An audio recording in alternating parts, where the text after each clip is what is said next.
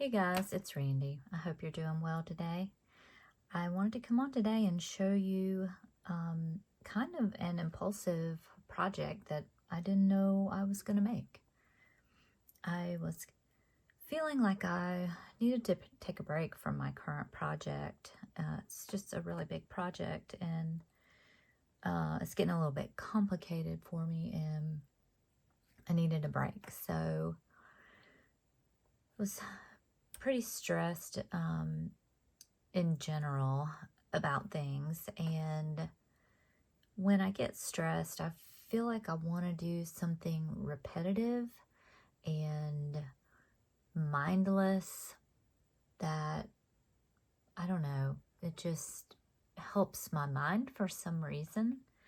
And so I came up to my studio and the thing that I saw was my Gelli Plate, and I love working on my Gelli Plate.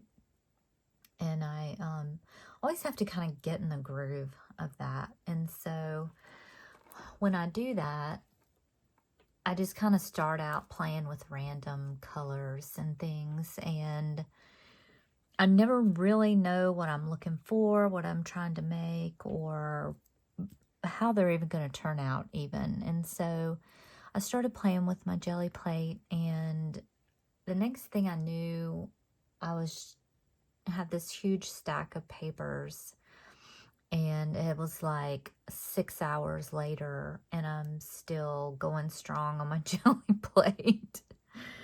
And I was like, wow, this is really therapeutic and I love doing this, but what in the world am I going to do with all these papers? And I've had this this pack of Batik fabrics that I've been wanting to do something with, like this. You can buy them in squares. They're like quilting squares, and you can buy them in packs, and these came in a pack of 100, and I love the colors in here. And I don't know if you guys follow Darlene Winter. I think that she's Dar 63. I'm not sure what her handle is on Instagram. Anyway, but I'll link her below. But I'm always looking at her posts, and she's always so colorful, and it's just whimsical, and she looks like she's having the best time. And every time I see something of hers, I want to run out and make something because, one, it looked like it was really fun, and two, it didn't look like it's so difficult that I couldn't figure it out. And I always kind of look down in her description box and see, you know, if it was a project that she took a class for or whatever. Anyway, so I've had her kind of in the back of my mind. And when I did these papers, I was like, you know what? I just want to sew some of those Batik fabrics. It's driving me crazy. And I didn't really even know what I was going to do with them. And so that was aside from the paper. I wasn't really even putting two and two together at that point. And so I was just sewing the Batik fabric squares together. And I was like, this would make the cutest size journal. And so then all of my, you know, bells and whistles in my brain were going off, and I said, you know what? I think I've got what I'm doing here, and it'll be fun, and it'll be Darlene-esque, and I think I'm really gonna enjoy this. And so I picked out several pieces of the Batik fabrics, and you know, decided what colors I thought would go together or maybe not go together, and just kind of do something wild and crazy. And I got that together, and I just made like two. And I went back to my paper, and I was like cutting the paper to size for these little covers that I had. And I was like, I have way too much paper. So I went ahead and made the two just to kind of trial and error it, you know how you have to do, just to kind of figure out what you're doing, because I was really flying by the seat of my pants. And I had to put some lotion on my hands where it looked terrible on camera. I don't know. Look how terrible they look. Ugh, weird. Anyway, they don't look like that in real life, so that's weird. So I just played around and kind of figured out what I wanted to do. And after that, I was like, okay, I know what I'm doing now. So I finally got a little system going, and I thought they were going to be plain on the front. And then, you know how you do as your projects kind of take on a life of their own. And so then I was digging through my textiles, my Sheila bling, and then I was looking at my beads. I was like, oh, I've got to put some beads on the bottom of this. And then how am I going to make a closure? You know how it goes.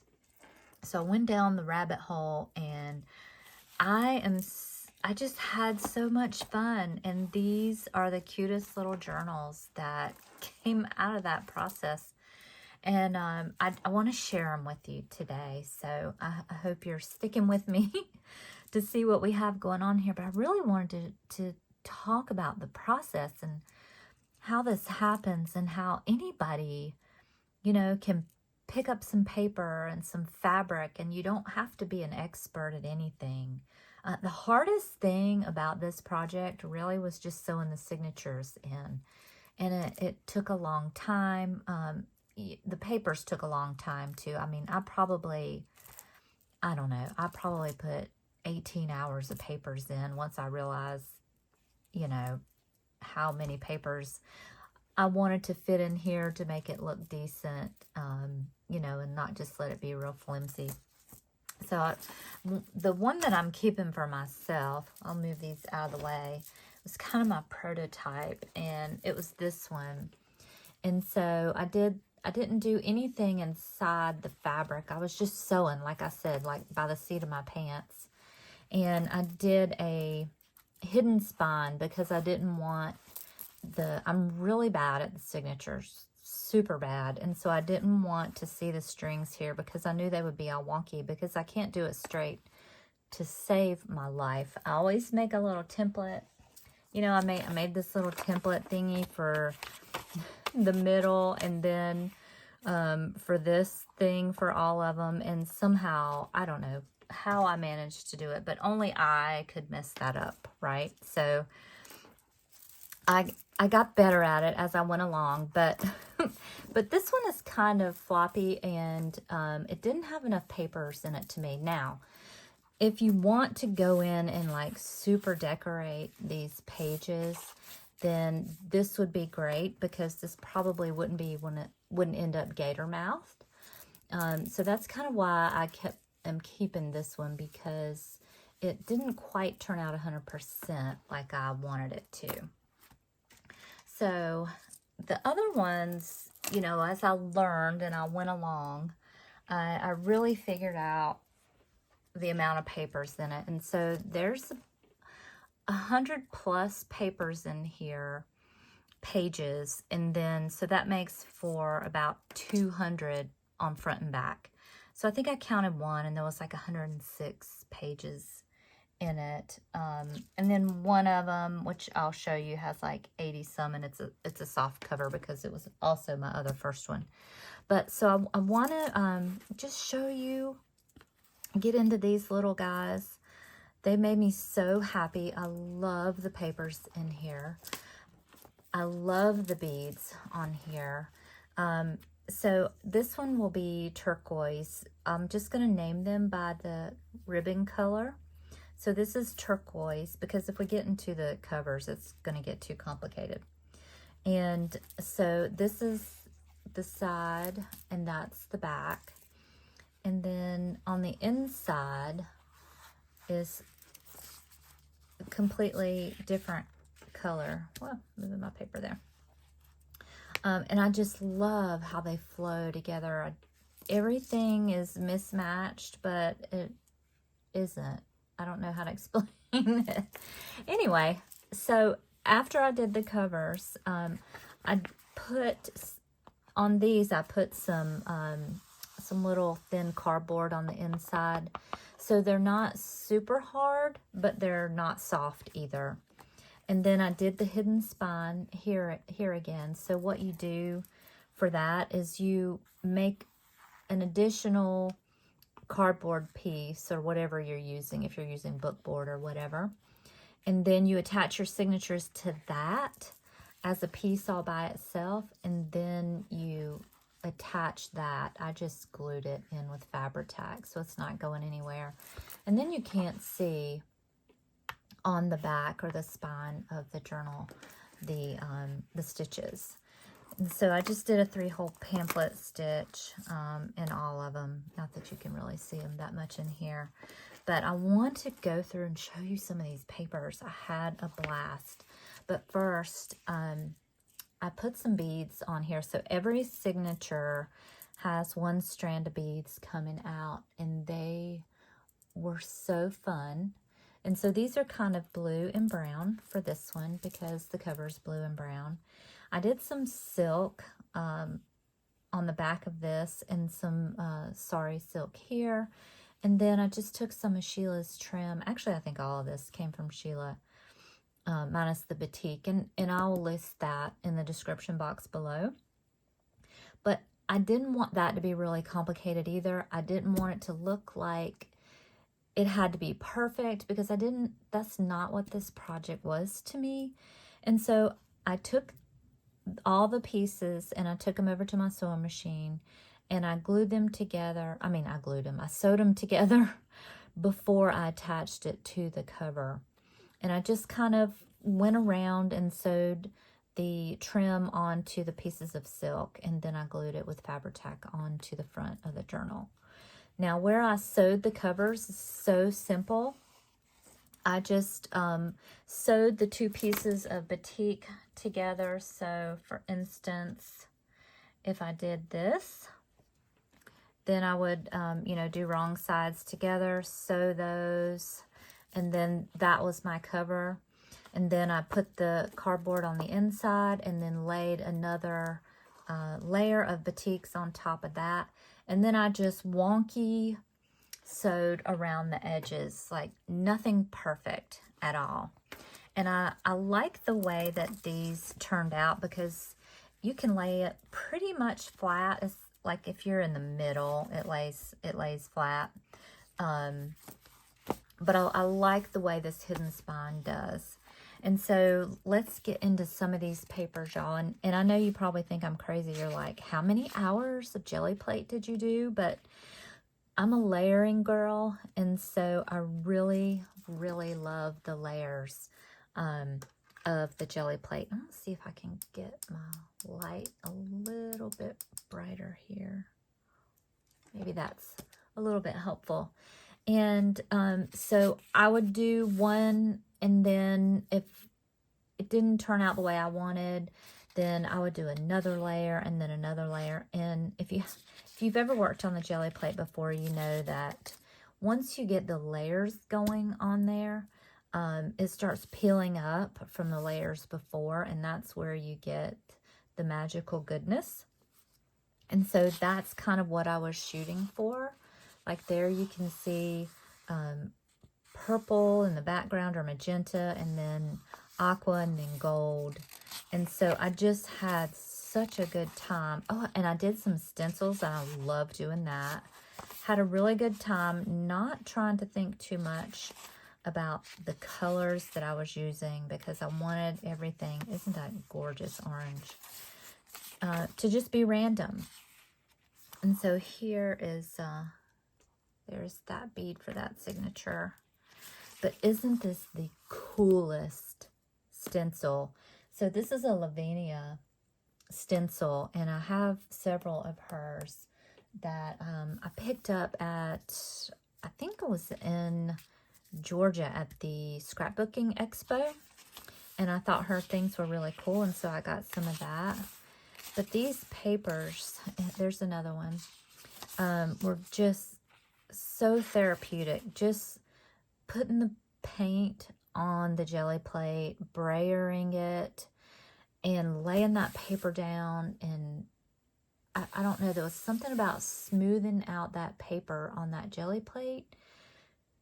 It really took my stress away. And if you have never done it, I really hope you'll try it. I love how this turned out. I think that's really cool right there. I would go back and do a lot of gold as a final layer on some of them because I just love gold. I don't know. Look at that one. That's another Lavinia stencil. And that one. Just so cool. And so I think I got, I was able to cut across like this and get 2 pages out because of the size. So if you see what I mean, like a piece here and a piece there. So my paper went a long way, but still took a long time. And so I won't show you all the papers and all the journals, but I do want you to see, I keep getting out of focus here, the different random colors. And I did brights, I did lights, I did stencils, the gold, every color that you can think of is in here. And I just love the beads. Love the beads. That was kind of an afterthought, and then once I got started on that, I even put some on and changed them out because I didn't like them because it was too whimsical. And that was weird because that's how I started out, wanting everything to be, but somehow in my mind, like, it won't let me go too far. I don't know why. It just ends up looking a little more elegant whimsical, if that's a thing. I know that's a weird combination, but anyway. So look at that. These are just gorgeous. So I put paint down. No, I put the stencil down and then I put paint over it. And then I would get this. And then after I got this, I would lay the paper back down over what was left, and I would get the negative of the stencil. So it was really cool. And you can get a lot of mileage out, you know, of some stencils that way. And some of these I even drew, like this is just some swirls I drew on the Gelli. I painted some swirls. And so you'll see a few little handmade papers in here or hand-painted papers that I did. And then what I would do is I would draw the paint on there, and then I would put paint over it after it dried a little bit. And then it would pick up the swirl or the design, whatever the design, you know, that I decided to put on there. And there's not a lot of them because that was taking so much time. Because I thought initially that might be what I would do, was just paint the papers myself, but it got so time consuming, it just wasn't working out at all. I love this page with the blue and the gold and aqua. Isn't that pretty? Oh, I love it. This is one of my favorite beads. It's kind of iridescent. It's a little bubble bead. That stencil I call that a little bubble stencil too. I'll link these stencils below if I can find them also, so that you can see the really cool things that she has. I love that orange and that blue beside each other, and the pink. So you get the idea. It was just so much fun. I love that magenta color. Is gorgeous. And see, look how many layers that was.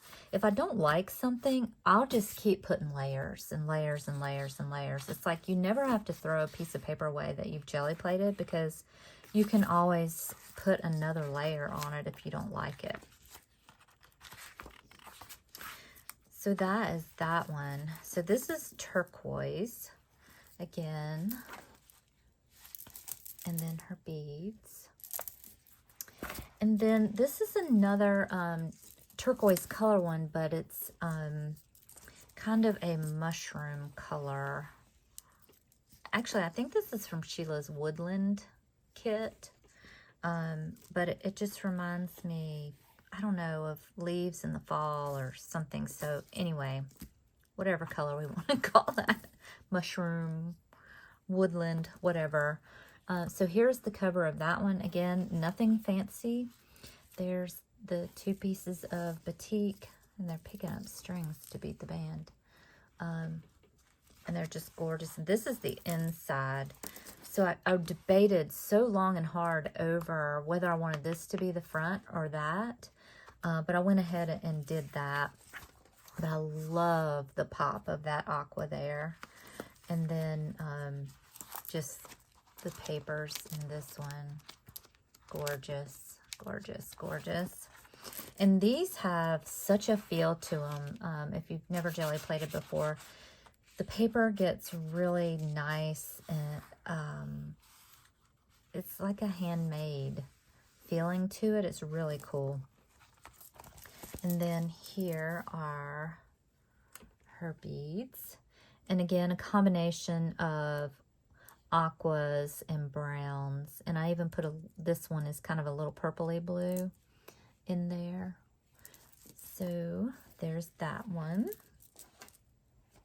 And this one is peach. And so we have pink and we have peach and we have aqua in here. And so I chose a background of aqua. This is from one of Sheila's dyed bundles. And some peach sari is what the ribbon is, what this is. And then one of her trims over it. I just kind of plucked out the colors that I thought would go. And I thought that melded really well together. And then there's the back of that. That batik is so beautiful. It looks like watercolors. And then here's the inside. It's like, surprise, surprise. And so that's the whimsical part. And then her papers. Wow, can't hold it. Good. Just a plethora of colors. And then she has pinks and blues for her beads. Super, super pretty. Love her. So that's peach.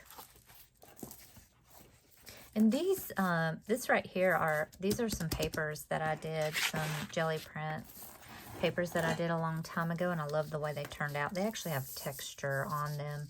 I was picking up the crusties while I was doing those, and I loved doing that. That takes a while though, even longer than those.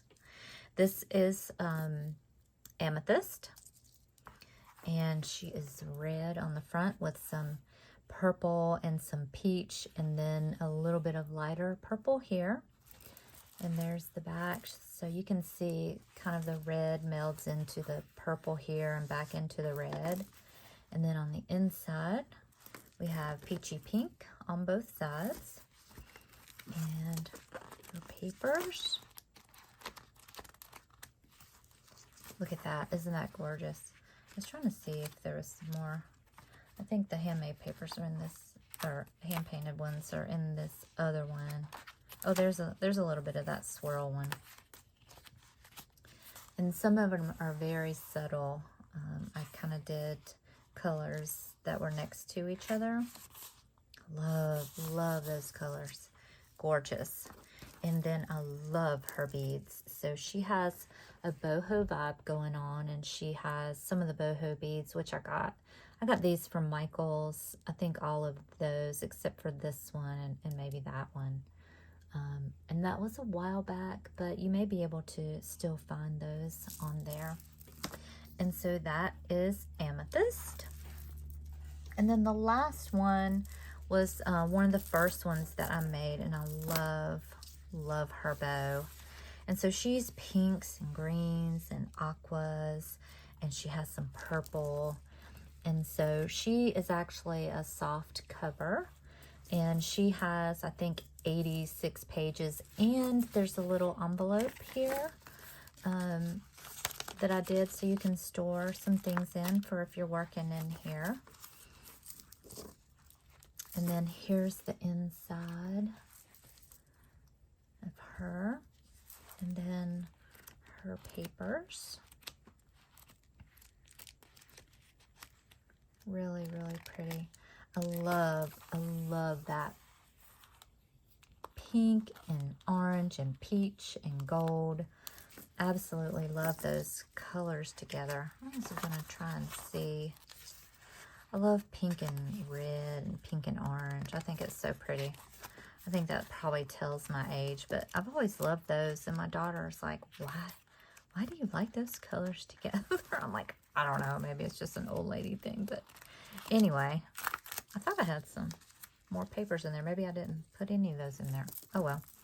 So I love her color. It's kind of watercolor on the front with the turquoise in the back and the fuchsia, which kind of looks purple. But then because when I put the purple on it, it brought more of the purple out of the fuchsia color. And she also is a little bit more whimsical in her stitching. And I've left her strings. And then I've kind of put a blob of string on that. I just loved that. And just left all the strings. So she's really fun. And then her beads are all colors. So we have yellow and aqua and one of those bubble beads. And then some pink and some kind of peachy and blues. Really, really pretty. I love that little green heart there, that yellow bead. And so this is pink. And so I hope you like the way they turned out. Honest to goodness, I just am absolutely loving the way that these turned out. And these will be available if you just contact me and let me know. I don't put my things in like this in Etsy because of the fees and things. It ends up costing me and you more. And so you just have to contact me and let me know if you like any of these. This I had to sew together, and I didn't feel like changing my thread out because I was using black for everything. So, because this one needed to be a lot longer to make a bow. But, almost done here again. What do we have? That's the wrong one. This is the woodland. If you ever feel the need to be artsy and you don't know what you're doing, or you don't have a lot of practice making something, this is a really good project because it doesn't have to be perfect. Nothing is perfect about these, but they're perfectly imperfect. And I also have a lot of offcuts here that I need to figure out what to do with, because all these papers that I made, and I have way more than this, I'm going to try to figure out how to use those in a project.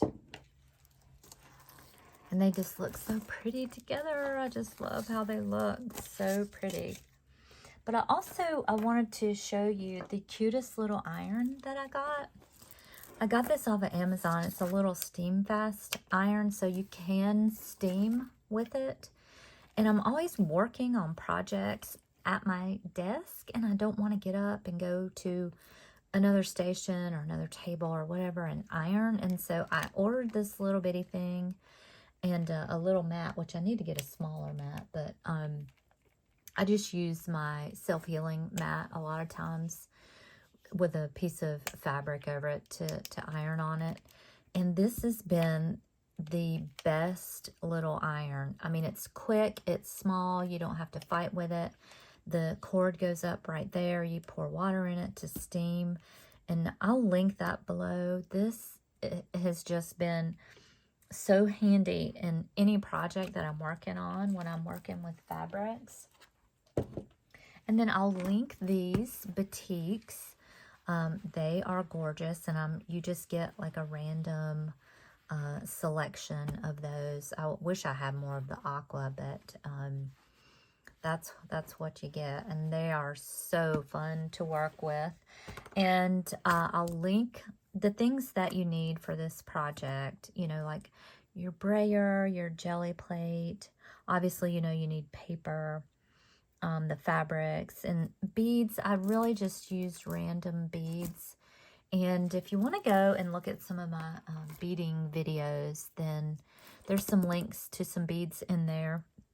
Or you can just search for glass beads in Amazon, or faceted beads in there, and, you know, oogles of beads will come up.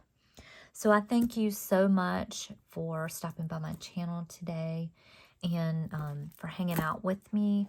And I hope that you will try something like this, and it will ease your mind if you have things on your mind, if you're stressed, if you know, I don't know, just need to work on something different to change gears, what have you. This was so absolutely therapeutic. I hope you guys have a wonderful weekend, and we'll talk to you soon. Bye-bye.